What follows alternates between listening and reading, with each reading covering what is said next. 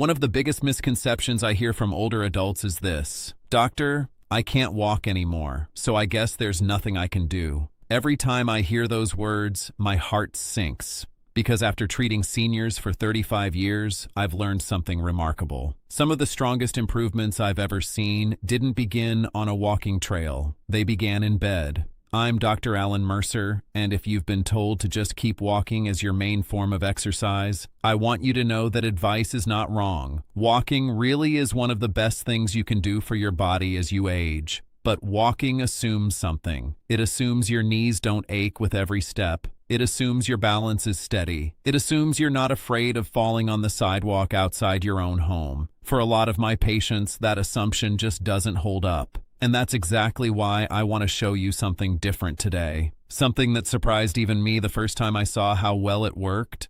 Let me tell you about Frank. Frank is 78 years old, and when he first came into my office, he was frustrated in a way I could feel the moment he sat down. He used to walk 2 miles every morning with his neighbor. Then his knees started giving him trouble, arthritis set in, and within a year he'd gone from 2 miles to barely making it to his mailbox. He told me, "Doc, I feel like my body just quit on me. I didn't quit on it." I remember sitting across from him thinking, this is the moment. This is where I either send him home with the same tired advice he's already tried, or I actually help him. So I asked Frank to lie down on the exam table, not to be examined, to move. And what I showed him that day is what I'm going to show you right now.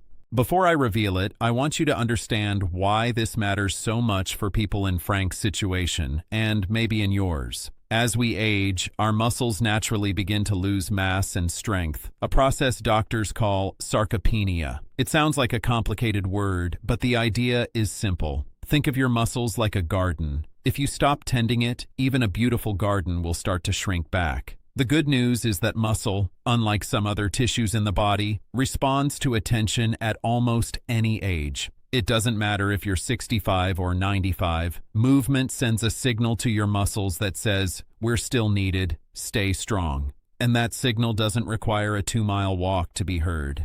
Here's what surprised me most about Frank's case, and about so many patients like him. The exercise that helped him most wasn't something dramatic. It was something so simple that most people would walk right past it if they saw it written on a page. It's called a bed march, sometimes combined with a movement called a heel slide. And physical therapists have been quietly using these two exercises for years with patients recovering from surgery, patients with arthritis, and patients who are simply afraid of falling. Let me explain exactly what this looks like, because I don't want you imagining something complicated. You lie flat on your back in your bed, nothing fancy, just your regular mattress. Your legs are straight out in front of you. Now, slowly, you lift one knee up toward your chest, as if you were marching in place, except you're lying down. You hold it for a second or two, then you lower that leg back down with control, not letting it drop, and you lift the other knee. That's it. That's a bed march. Back and forth, nice and slow, like you're marching to a song only you can hear. The heel slide is even gentler. You stay flat on your back, and instead of lifting the leg, you simply slide your heel along the mattress, bending your knee up toward you, then sliding it back down straight. No lifting required, just a smooth glide.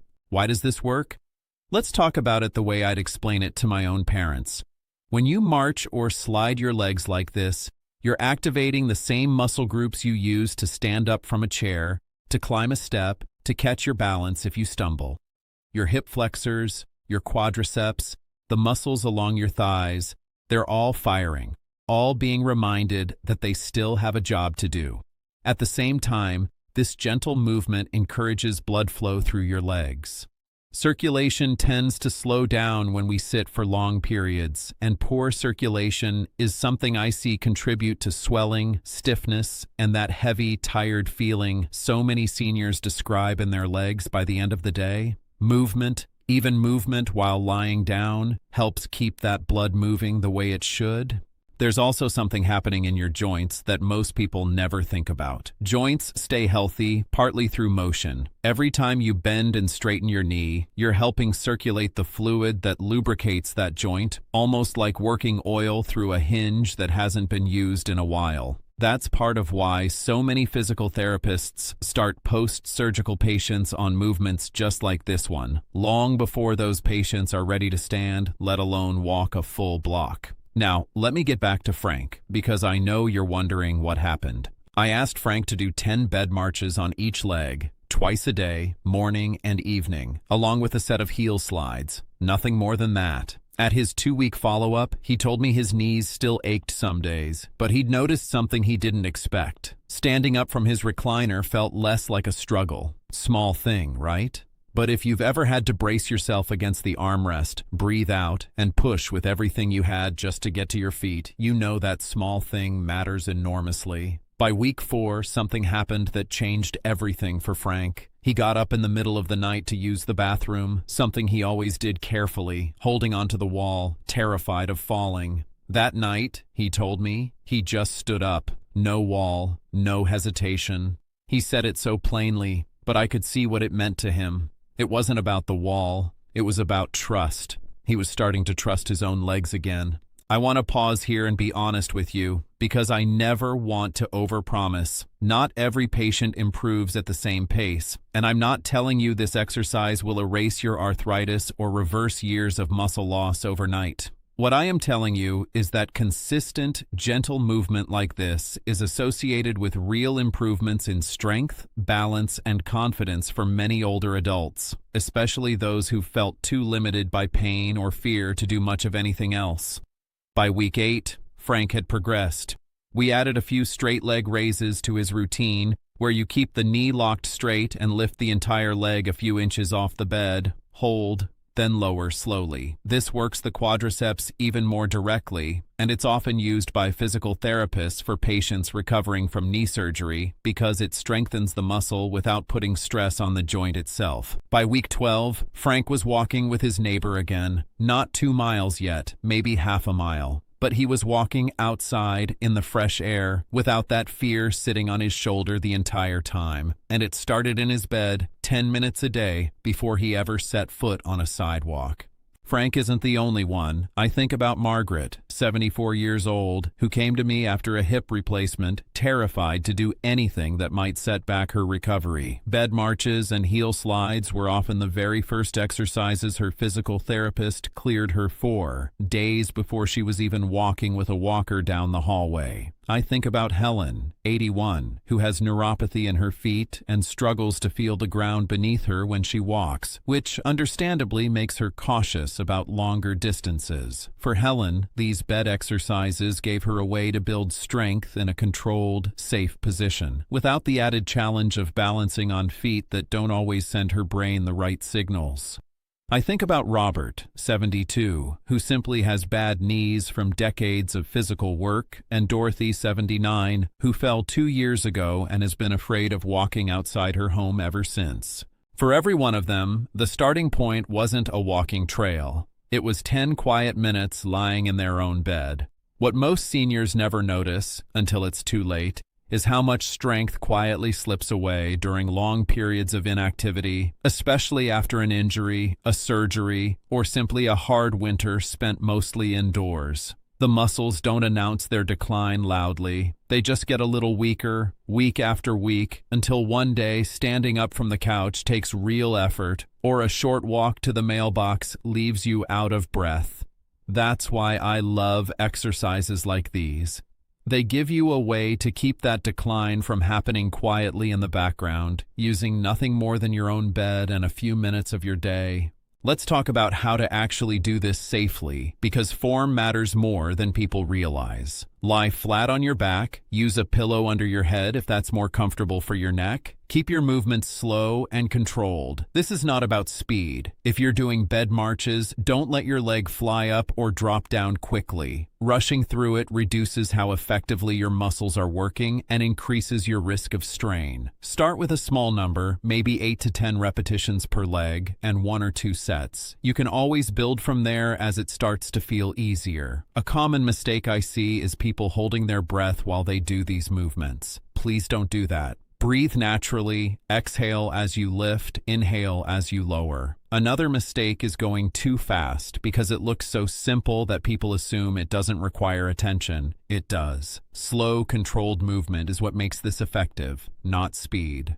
Who should be cautious with this or check with their doctor first? If you've had recent surgery, especially on your hip, knee, or back, your surgeon or physical therapist should be the one guiding exactly which movements and timelines are appropriate for you. If you have a diagnosed neurological condition affecting your legs, if you experience chest pain, sudden severe pain, or symptoms that are worsening rather than improving, please don't try to work through that on your own. That's exactly the kind of thing that needs a conversation with your physician first. This video is meant to educate you, not to diagnose or treat any medical condition, and it's never a substitute for the personal care of your own doctor or physical therapist who knows your history and your body. For most seniors without those specific concerns, though, this is about as gentle a starting point as exercise gets, and that's exactly the point. It meets you where you are. It doesn't ask you to have perfect knees or fearless balance or unlimited stamina. It only asks you to lie down and move, just a little, on purpose, every day.